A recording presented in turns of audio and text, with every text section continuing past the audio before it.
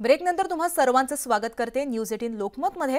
पुढची बातमी आपण पाहूया ती म्हणजे मंगळवारी कोल्हापूर बंदची हाक देण्यात आली आहे। शहर हद्दवाढ आणि सर्किट बेंच प्रश्नाकडे मुख्यमंत्र्यांचं लक्ष वेधण्यासाठी उद्या कोल्हापूर बंदची हाक देण्यात आली आहे। कोल्हापूर सर्वपक्षीय कृती समितीच्या बैठकीमध्ये हा निर्णय घेण्यात आलाय। मुख्यमंत्र्यांच्या दौऱ्याच्या पार्श्वभूमीवरती बंद देखील ठेवण्यात येणार आहे। तर याबाबत आपण अधिक माहिती जाणून घेऊ आमचे कोल्हापूरचे प्रतिनिधी ज्ञानेश्वर साळोखे यांच्याकडून। ज्ञानेश्वर, उद्या कोल्हापूर बंदची हाक देण्यात आली आहे, नेमकी काय तिकडची स्थिती आहे, कशा प्रकारे बंदची तयारी करण्यात आली आहे?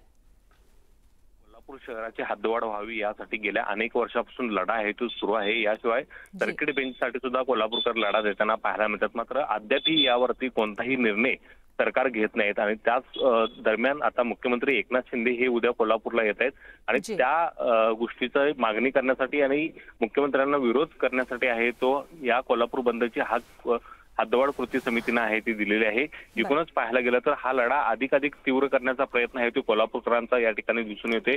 मुख्यमंत्री एकनाथ शिंदे यांनी कोल्हापूरला येताना हद्दवाढ झाल्याचा आदेश घेऊनच यावा अशा पद्धतीची मागणी आहे ती हद्दवाढ कृती समितीने केली आहे आणि त्याच संदर्भात आहे तो हा कोल्हापूरचा बंद पुकारण्यात आलेला आहे। उद्या सकाळपासून या बंदला सुरुवात होईल आणि सगळ्याच घटकांनी या बंदमध्ये सहभागी व्हावं अशा पद्धतीचं आवाहन आहे ते हद्दवाढ कृती समितीने केलेलं आहे। त्यामुळे या बंदला या संपूर्ण बंदला आता कसा प्रतिसाद मिळतो हे सुद्धा पाहणं महत्त्वाचं ठरणार आहे।